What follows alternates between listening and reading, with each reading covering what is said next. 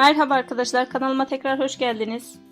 Bir önceki videomuzda Büşra bebeğimizin bacaklarını örmüştük. Bu videomuzda bacaklarını birleştirip gövdesini öreceğiz. İsterseniz hemen başlayalım. Aynı ölçülerde aynı bacaktan bir tane daha ördüm arkadaşlar. Bunda ilmek kaydırma yapıp ipimizi koparmıştık. Bu bacakta ipimi koparmadan devam edeceğim ve birleştirmesini yapacağım arkadaşlar. Aynı şekilde ördüm ve sıra sonuna geldim. Yani ipimizi kopardığımız ilmek kaydırma yaptığımız noktaya geldim.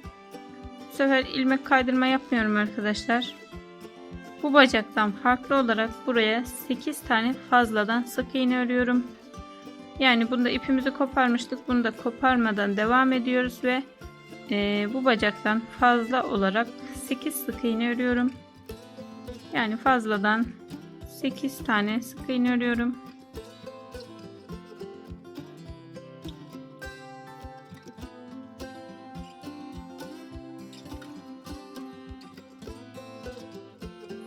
Sık iğne ördüm arkadaşlar. Buraya fazladan 8 sık iğne örmemizin nedeni de şu arkadaşlar. Şurası bitirdiğimiz nokta arkadaşlar. Bunu da diğer tarafta kaldığı için ayaklar denk gelmeyecektir. Yani denk getirebilmek için son yaptığımız bacağı 8 sık iğne fazladan örmemiz gerekiyor. 8 sık iğnemi ördüm. Şimdi 7 zincir çekiyorum arkadaşlar. 7 tane zincirimi çekiyorum.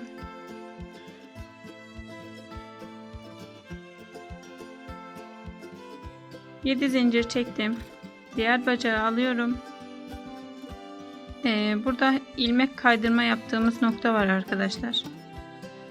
Sonradan bacağı bitirdikten sonra ilmek kaydırma yapmıştık. Tam ilmek kaydırma yapıp bitirdiğim noktanın tam tepesine batıyorum. Tam tepesine battım. Ve buraya sık iğne yapıyorum arkadaşlar. Sık iğne ile birleştiriyorum.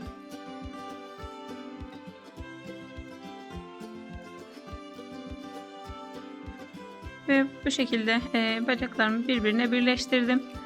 Bu benim bu bacak üzerinde yaptığım ilk sık iğnem arkadaşlar. Yani birinci sık iğnem. Hemen yanındaki sık iğneme batıyorum. İkinci sık iğnem. Yanındakine batıyorum. Üçüncü sık iğnem. Bu şekilde bu bacağı örüyorum arkadaşlar. Yani burada birleştirme yaptığımda birlikte toplamda 20 sık iğne öreceğim. Bir bacakta toplam 20 sık iğnemiz vardı. Birleştirme yaptığım noktayla birlikte 20 sık iğnemi örüyorum arkadaşlar.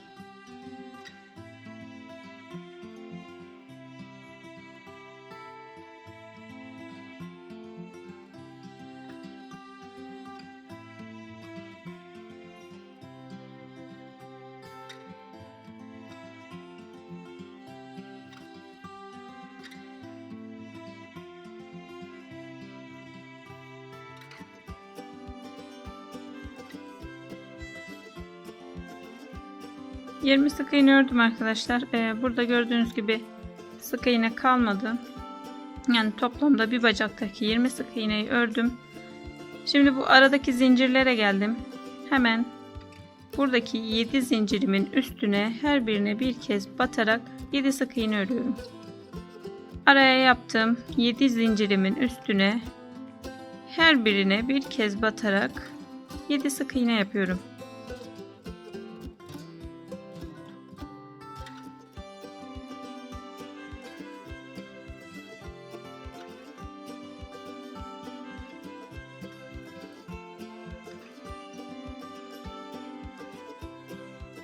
Yedi sık iğne yaptım arkadaşlar. Hemen sıradaki sık iğneme batıyorum ve diğer bacağı da örmeye başlıyorum. Yine buraya da aynı şekilde arkadaşlar 20 sık iğnemi örüyorum. Bu zincirlerime gelene kadar bu bacaktaki 20 sık iğnemi de örüyorum.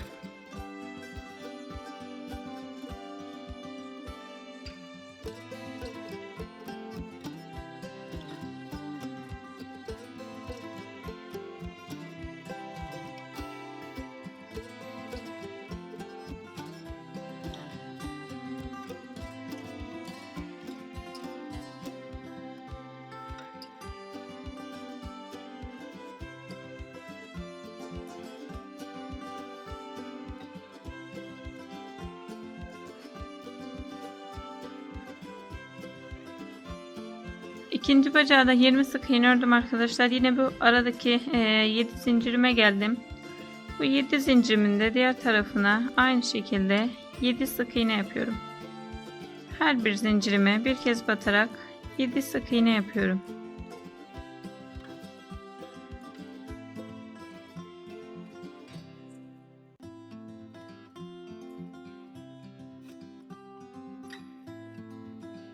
Yedi sık iğnemi ördüm arkadaşlar.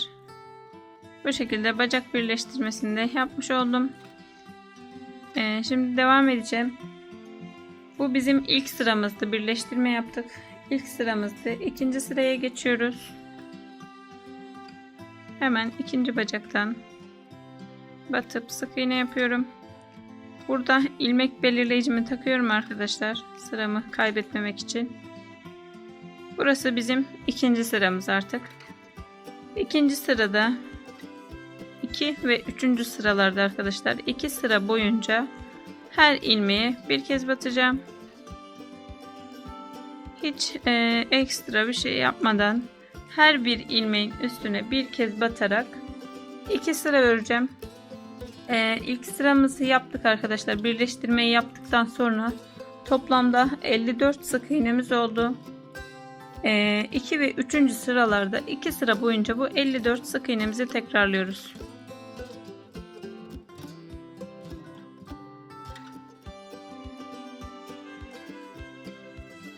İki ve 3. sırayı her ilmeğe bir ilmek olarak ördüm arkadaşlar. Şurada şöyle bir şey söylemeyi unuttum size arkadaşlar. Bu birleştirme yaparken gözden kaçırdığınız ilmekler olabilir, sık iğneler olabilir. Yani birleştirme yaparken gözden kaçırdığınız sık iğneler olabilir. Bu yüzden de sıra sonunda sık iğne sayınız eksik çıkabilir. Bir ya da iki tane eksik çıkabilir arkadaşlar. Bunu da ikinci ve 3. sıralarda düz ördüğümüz sıralarda yani önden ya da arkadan olacak şekilde, yani herhangi bir yerden ya önden ya da arkadan bir tane arttırma yaparsanız sıra sayısını tamamlamış olursunuz arkadaşlar. Dediğim gibi yani bu sırasında sık iğne sayısı eksik çıkanlar için söylüyorum. Birleştirme yaparken gözden kaçırdığınız ilmeklerden kaynaklı olabilir. Bu yüzden de bu düz ördüğümüz sıraların herhangi birinde, yani bir tane eksik çıktıysa bir tane, iki eksik çıktıysa iki tane arttırma yapabilirsiniz. Bunu da ön ya da arka kısma denk getirirseniz hiçbir şekilde belli olmayacaktır arkadaşlar. Şimdi 4. sıraya geçiyorum. 4. sırada 8 sık iğne bir arttırma yapacağım. Hemen ilk sık iğnemi örüp sıramı tekrar belirliyorum. 8 sık iğnemi örüyorum.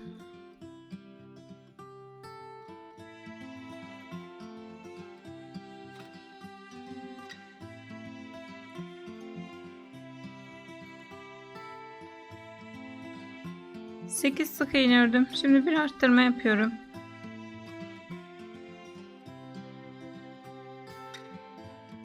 Tekrar 8 sık iğne örüyorum.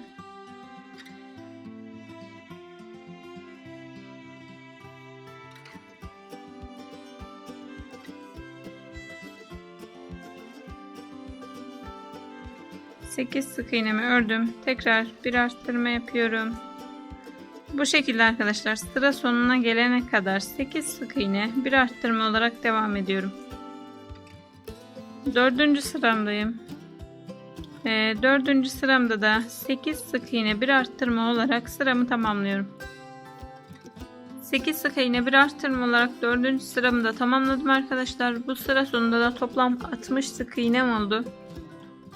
5. sıraya geçiyorum. 5. sıradan 11. sıra sonuna kadar her ilmeğe bir ilmek öreceğim.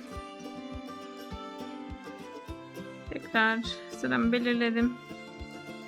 5. sıradayız arkadaşlar. 5, 6, 7, 8, 9, 10 ve 11. Yani toplamda 7 sıra boyunca her ilmeğe bir ilmek öreceğim. Hiç arttırma yapmadan düz bir şekilde her bir ilmeğime bir kez batarak 7 sıra örüyorum.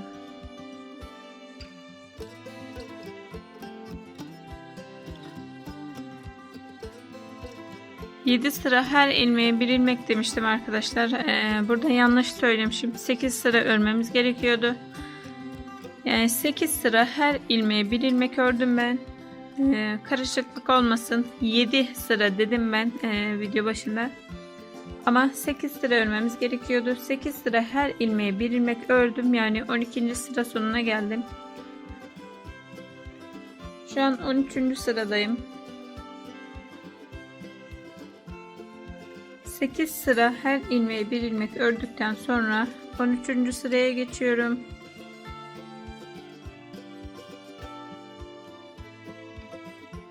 On üçüncü sırada arkadaşlar artık azaltmalara başlayacağız. Bu yüzden 8 sık iğne bir azaltma yapacağım. 8 sık iğne yapıyorum.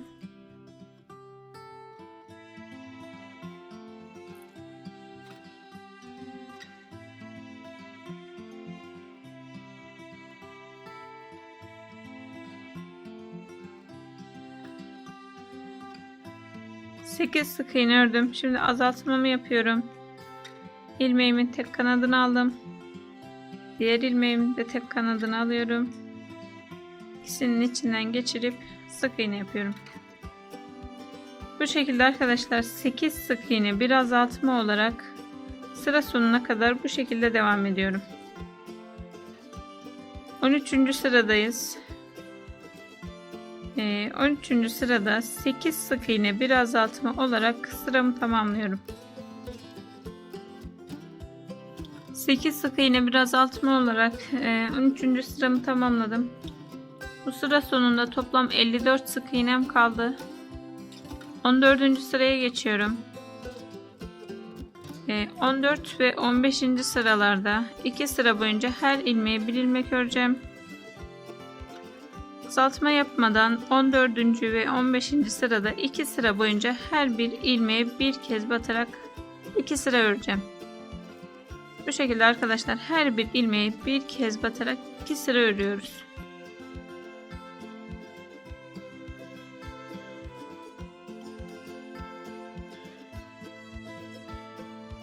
İki sıra her ilmeğe bir ilmek ördüm arkadaşlar. 16. sıradayım. 16. sırada da 7 sık iğne bir azaltma yapacağım. Bu sırada yine azaltmalara devam ediyoruz. 7 sık iğne örüyorum.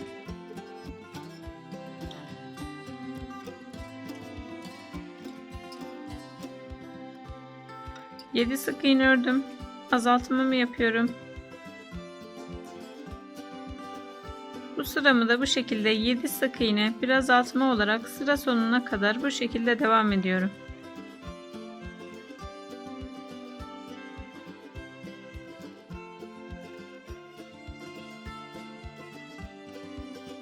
Yedi sık iğne bir azaltma olarak bu sıramı da tamamladım arkadaşlar. 16. sıra sonunda da toplam 48 tane sık iğnem kaldı. 17. sıraya geçiyorum. 17. sırada da her ilmeğe bir ilmek öreceğim. 17. sıra sonunda renk değişikliği yapacağız arkadaşlar. Ten rengine geçeceğiz. O yüzden 17. sıra sonuna geldiğimizde yine son sık iğneyi örmeyip renk değişikliği yapacağız. Bu sıramı da her bir ilmeğe bir kez batarak sonda bir sık iğne bırakana kadar bu şekilde örüyorum.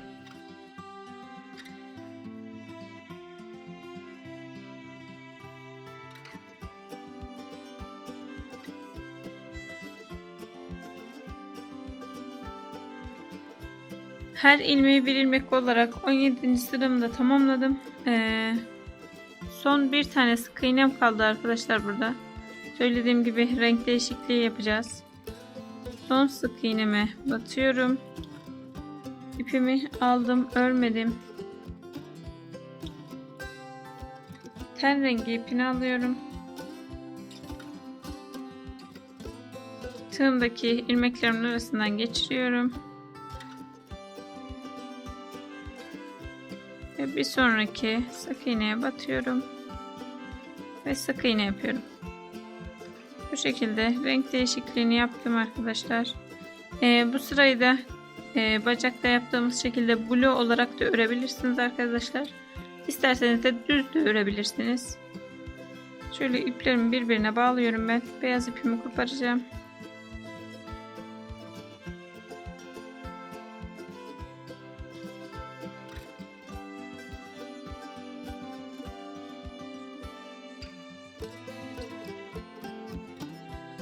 Renk değişikliği yaparak 18. sıraya geçtik arkadaşlar.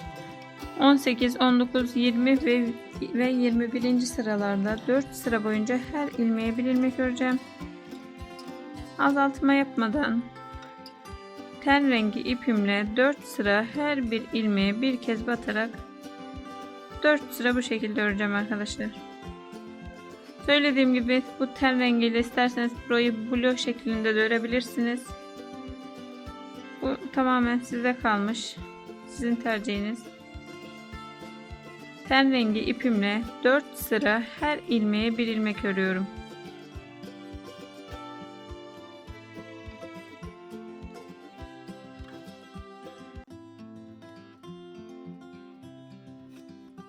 Dört sıra ten rengi ipimle her ilmeğe bir ilmek ördüm arkadaşlar. 22. sırama geçiyorum. 22. sıramızda yine azaltma yapacağız. 6 sık iğne bir azaltma yapacağım. Hemen 6 sık iğnemi örüyorum.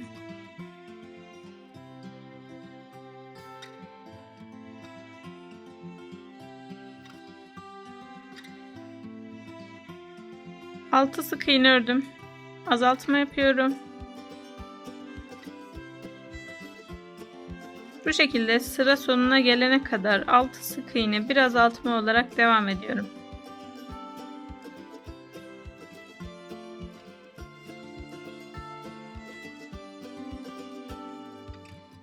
Altı sık iğne bir azaltma olarak bu sıramı da tamamladım arkadaşlar. 22. sıra sonunda da toplam 42 tane sık iğnemiz kalması gerekiyor. 23. sıraya geçiyorum. 23. sıradan 32. sıra sonuna kadar arkadaşlar her ilmeğe bir ilmek öreceğim. Yani toplamda 10 sıra boyunca her ilmeğe bir ilmek örüyoruz. Şu an 23. sıradayız. 23. sıra dahil 32. sıra dahil toplamda 10 sıra boyunca her ilmeğe bir ilmek öreceğim. Azaltma yapmadan 32. sıra sonuna kadar toplam 10 sıra boyunca her bir ilmeğe bir kez batarak 10 sıra örüyorum.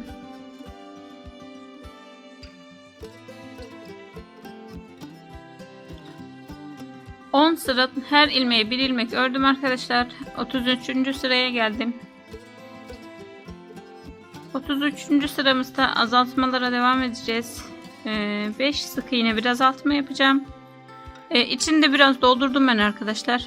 Böyle ara ara doldurursanız daha iyi olur. Sonradan doldurmakta sıkıntı yaşamayın. İçini bacaklara doğru iyice doldurdum birazcık arkadaşlar. Şöyle yaralarına kadar falan. Şimdi devam ediyorum. 33. sıradayız. Bu sırada 5 sık iğne bir azaltma yapacağım. 5 sık iğnemi örüyorum.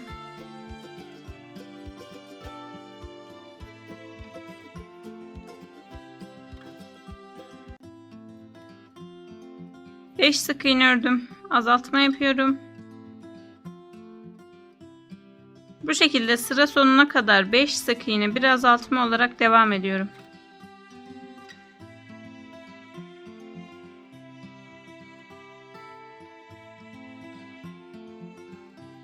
Beş sık iğne bir azaltma olarak sıra sonuna geldim arkadaşlar.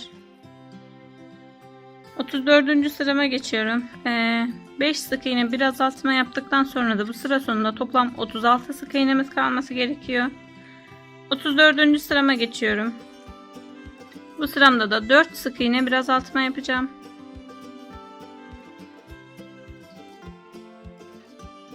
Bebeğim giderek büyüdüğü için arkadaşlar burada örmem biraz zor oluyor. O yüzden sıra başlarını ne yapmamız gerektiğini söyleyeceğim ben. Bir tane örüp göstereceğim. Daha sonrasında video dışında devam edeceğim. Yani sadece sıra başlarını göstereceğim. Çünkü büyüdüğü için burada yapmakta zorlanıyorum. Hemen 4 sık iğne örüyorum.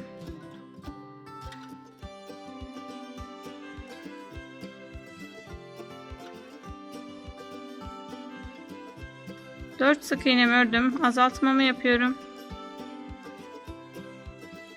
Bu sıramı da bu şekilde arkadaşlar 4 sık iğne bir azaltma olarak devam ediyoruz. 4 sık iğne bir azaltma olarak bu sıramı da tamamladım.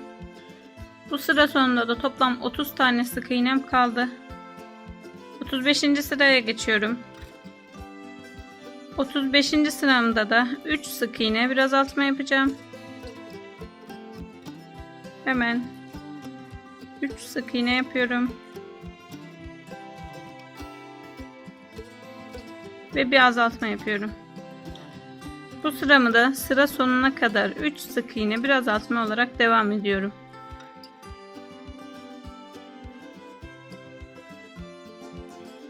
Üç sık iğne bir azaltma olarak sıramı tamamladım arkadaşlar. 35. sıra sonunda da toplam 24 tane sık iğnem kaldı.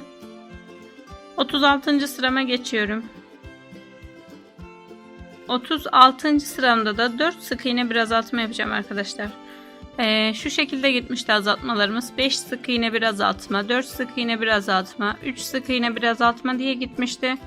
Yani bundan sonra düşünebilirsiniz 2 sık iğne bir azaltma diye. Hani hatta bazen bazı yerlerde arkadaşlar videoları izlemiyorlar. Daha sonra yaptım olmadı diyorlar.